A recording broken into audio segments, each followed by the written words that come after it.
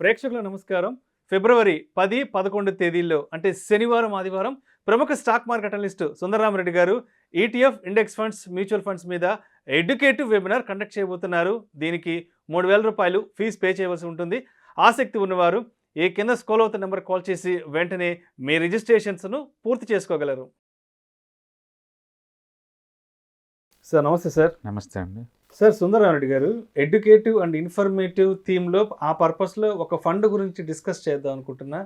ఈ మధ్య ఎక్కడ ఫైనాన్షియల్ మ్యాగజైన్స్ చూసినా లేదంటే ఏదైనా బిజినెస్ మ్యాగజైన్స్ చూసినా ఈ క్వాంట్ ఫండ్ గురించి ఎక్కువగా కూడా ఆర్టికల్స్ రిలీజ్ అవుతున్నాయి.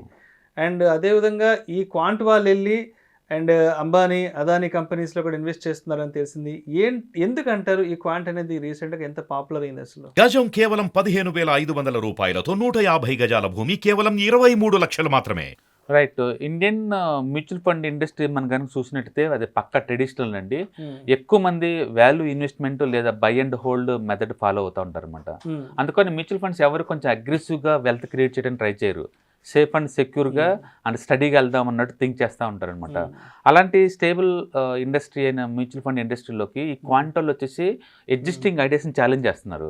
వీళ్ళు ఏంటంటే బై అండ్ హోల్డ్ స్ట్రాటజీ కాదండి, బై అండ్ ఫైర్ అనమాట. బై చేయటం విత్ ఇన్ 6 monthsకి దాన్ని ఫైర్ చేసి పడేస్తారు, మళ్ళీ ఇంకో స్టాక్ తీసుకుంటారు.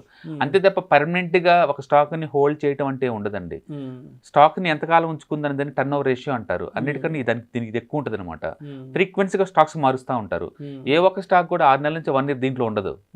మిగతా వాళ్ళ సంవత్సరాల కొద్ది ఉంచుకోరు అనమాట వీళ్ళు.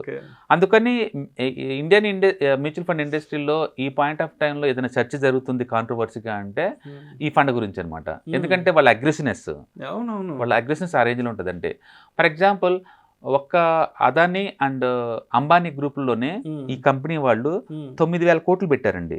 అది 9,000 కోట్లు అంటే ఎంత పెద్దదంటే ఈ టోటల్ ఈ క్వాంటమ్ మ్యూచువల్ ఫండ్ సైజే 45,000 కోట్లు. ఈ 45,000 కోట్లు అదానీ అంబానీ కంపెనీల్లోనే ఆల్మోస్ట్ 9,000 కోట్లు పెట్టారు వీళ్ళు. అంటే పర్టికులర్ మనం క్వాంట్ అబ్సల్యూట్ ఫండ్ చూసాం అనుకోండి, 26% వెయిటేజ్ 3 స్టాక్లకు ఇచ్చారు. Reliance, Jio, Adani power, 3 companies కలిపి ఎంత ఇచ్చారు? 26% అండి. యూజువల్గా మ్యూచువల్ ఫండ్లు 1 or 2% ఇస్తా ఉంటారు ఈ స్టాక్కి. బట్ వీళ్ళు 3 కంపెనీలు కలిపి 26% ఇచ్చారు. అలాగే Quant mid cap mutual fund అండి 18% వెయిటేజ్ ఈ 3 స్టాక్స్కి. And Quant active fund 16% weightage ఈ 3 స్టాక్స్కి. అండ్ క్వాంట్ ఫ్లెక్సీ క్యాప్ 19% ఈ మూడింటికి. And quant ELSS 21%. 3 స్టాక్స్కి 21% అండి. అట్లా క్వాంట్ ప్రతి దాంట్లో కూడా రిలయన్స్ ఉంటుంది, జియో ఉంటుంది, అండ్ అదానీ పవర్ ఉంటుంది. ఈ మూడింటికి 20% వెయిటేజ్ ఇస్తున్నారు వాళ్ళు భారీగా అన్నిట్లో. అందుకని న్యాచురల్ అది కాంట్రవర్సరీ. ఎందుకంటే మిగతా మ్యూచువల్ ఫండ్స్ ఏవి కూడా ఇంత అగ్రెసివ్ అలొకేషన్ చేయరు. బట్ అదే టైంలో quant is the number 1 mutual fund last 5 years నుంచి అన్ని కేటగిరీలో. వాళ్ళు ఐఏలో నెంబర్ 1లో ఉంటున్నారు. ఎందుకంటే వాళ్ళ అప్రోచ్ సెట్ అవుతుంది అండ్ ఇన్వెస్టర్స్కి బాగా లాభాలు సంపాదించి పెడుతున్నారు. అందుకని ఇది ఈ ఫండ్ చాలా ఫాస్ట్గా గ్రో అవుతుంది. 3 years బ్యాక్ క్వాంట్ అంటే ఎవరికి తెలియదండి. ఇవాళ అది 45,000 crores ఏఎంసీ రన్ చేస్తుందంటే మామూలు విషయం కాదు. అందుకని మిగతా వాళ్ళతో పోల్చుకుంటే వీళ్ళు కొంచెం కాన్సన్ట్రేటెడ్ అప్రోచ్. అండ్ అవును, అదానీ అంబానీ స్టాక్స్లో ఎక్కువ ఇన్వెస్ట్ చేస్తున్న కంపెనీ ఇదే క్వాంట్ వాళ్ళే అన్ని వర్టికల్స్లో. నువ్వు స్మాల్ క్యాప్ పేరు ఉంటుంది, రిలయన్స్లో 10% పెడతారు వాళ్ళు. ఇదేం స్మాల్ క్యాప్ మ్యూచువల్ ఫండ్. రిలయన్స్లో 10% పెడతారు, జియోలో 3-4% పెడతారు. ఈ స్మాల్ క్యాప్లో అదాని పర్వాడు ఉంటుంది.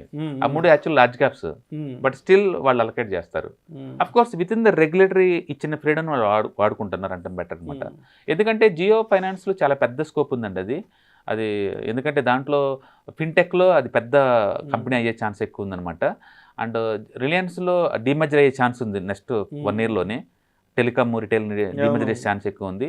అండ్ సన్ రైజింగ్ సెక్టర్స్ ఎక్కువ ఉంది రిలయన్స్లో. బహుశా ఆ రీజన్ తోటి ఇది ఎక్కువ ఇన్వెస్ట్ చేస్తుందేమో రిలయన్స్లో బహుశా, అలా అనుకోవచ్చు మనం. ఎందుకంటే ఇంతకుముందు ఐటీసీకి 10% వెయిటేజ్ ఇచ్చేవాళ్ళు అన్ని వాటిలో. ఇప్పుడు అవన్నీ క్లోజ్ చేసుకున్నారు. ఐటీసీ ఎప్పుడైతే 150 నుంచి 400 చేరిందో ఐటీసీ మొత్తం క్లోజ్ చేసుకుని బయటకు వచ్చేసారు. అండ్ హెచ్డిఎఫ్సి బ్యాంక్లో ₹1 కూడా పెట్టలేదు, ఒక వర్టికల్లో కూడా. అందరైతే హెచ్డిఎఫ్సిలో ఉంచుతారు. అందుకని వీళ్ళు ఏంటంటే మిగతా వాళ్ళతో పోల్చుకుంటే కొంచెం డిఫరెంట్ అనమాట. అందుకని మ్యూచువల్ ఫండ్ ఇండస్ట్రీ మొత్తం ఒకవైపు వెళ్తుంటే ఇది ఒక్కటి డిఫరెంట్గా వెళ్తుంది అనమాట. దాంతో ఇది మిగతా మ్యూచువల్ ఫండ్ లాగా కాకుండా ఇది సంథింగ్ స్ట్రేంజ్ బిహేవియర్ ఏంటని చెప్పేసి చాలా మంది ఆ అగ్రెసివ్నెస్ని క్వశ్చన్ చేస్తారు. ఇంతగా ఎందుకు అలొకేట్ చేయాలి, ఏదైనా తేడా వస్తే అన్నట్టు. బట్ లాస్ట్ 5 years నుంచి వీళ్ళ స్ట్రాటజీలు వర్కౌట్ అవుతున్నాయి, మార్కెట్ కూడా రెస్పెక్ట్ ఇస్తుంది. ఇవాళ ఇండియాలో స్మాల్ క్యాప్ కేటగిరీలో వీళ్ళు ఆల్మోస్ట్ వీళ్ళ స్మాల్ క్యాప్ మ్యూచువల్ ఫండ్ అయితే ఇప్పుడు 14,000 crores అయిందండి, చాలా అగ్రెసివ్గా. కోవిడ్ అప్పుడు 200 కోట్లు అండి అది. కోవిడ్ అప్పుడు జస్ట్ 200 crores అసెట్ మేనేజ్ చేసే కంపెనీ ఇప్పుడు 14,000 crores అయిందంటే దాని అగ్రెసివ్నెస్ చూడండి ఏ రేంజ్కి వెళ్తుందో. కాబట్టి రిటర్న్స్ జనరేట్ చేస్తుంది అండ్ ఇన్వెస్టర్స్ లైక్ చేస్తున్నారు. And end of the day ఇన్వెస్టర్స్కి డబ్బు కావాలి, మిగతా మొత్తం ఏదైనా కదండి. అందుకని వాళ్ళ అప్రోచ్ మనం క్వశ్చన్ చేయలేము, వాళ్ళ స్టైలే అంతా. వాళ్ళు క్వాంటమ్ మెథడ్స్ ఫాలో అవుతామని క్లియర్గా చెప్తా ఉన్నారు. ఓకే, అందుకని వాళ్ళు కాన్సన్ట్రేషన్ అప్రోచ్ పాటిస్తున్నట్టున్నారు. బట్ ఇనహో లాస్ట్ 5 years నుంచి క్వాంటమ్ నమ్ముకున్న వాళ్ళందరికీ అన్ని వర్టికల్స్లో ఏ మ్యూచువల్ ఫండ్ పేరు పెట్టినా సరే దట్ జనరేటింగ్ గుడ్ మనీ అనమాట. ఈ సంవత్సరం మనం చూస్తే క్వాంట్ స్మాల్ క్యాప్ ఆల్మోస్ట్ 80% దాకా వచ్చింది రిటర్న్స్. అంటే క్వాంట్ ఈఎల్ఎస్ఎస్ అయితే 70% దాకా ఇస్తున్నాయి. ఈఎల్ఎస్ఎస్ అండి, ఎన్పిఎస్ వాళ్ళు 8%కి ఇస్తే అది పెద్ద గొప్ప అనుకుంటున్నాం. వీళ్ళు 60 ఇస్తున్నారు ఇక్కడ కూర్చొని.